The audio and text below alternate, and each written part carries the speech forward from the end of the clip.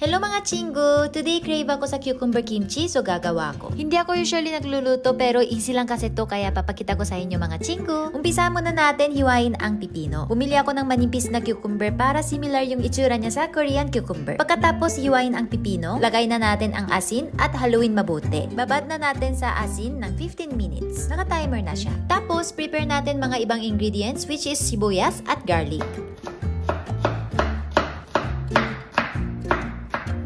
Kailangan minced garlic. Better if may blender kayo sa bahay, yan ang gamitin nyo. Habang inaantay ko yung 15 minutes, saya muna ako saglit. Nakakalito talaga yung finger dance ng magnetic, pero naka-LSS yung kanta na yan. Okay, after 15 minutes, tanggalin na natin ang water from the cucumber. If ayaw nyo ng maalat, wash the cucumber with water. Ito yung chili powder ng Korea, gochutgaru. Half spoon lang nilagay ko. Dagdagan natin ang sibuyas at bawang na nakahiwa na. Ginamit ko yung local toyo, pero konti lang kasi ayoko talaga maalat. Kailangan din ng asukal at sesame seeds. And my favorite condiments, sesame oil. Haluin natin mabuti pero don't squeeze the cucumber.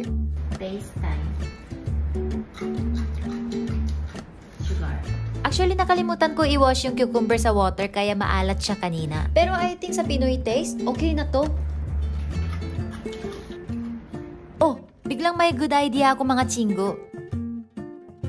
Ito yung diet rice ko from Korea. Konjac rice na 59 calories lang. Microwave na lang ng 1 minute and 30 seconds and ready to eat na. Biglang naisip ko, feeling ko masarap yung cucumber kimchi with sardines with mainit na rice. Kaya nag-prepare ako ng breakfast na ganito. 잘 먹겠습니다! Mahilig ako mag-mix ng Korean and Filipino food. Usually, bagay yung Korean side dish sa Pinoy food. Pasok din to! This time naman, try ko with dried seaweed. Whenever I eat sardines, laging kinakain ko with dried seaweed. Super sarap din! Diyos ko, diet rice ka pa ha?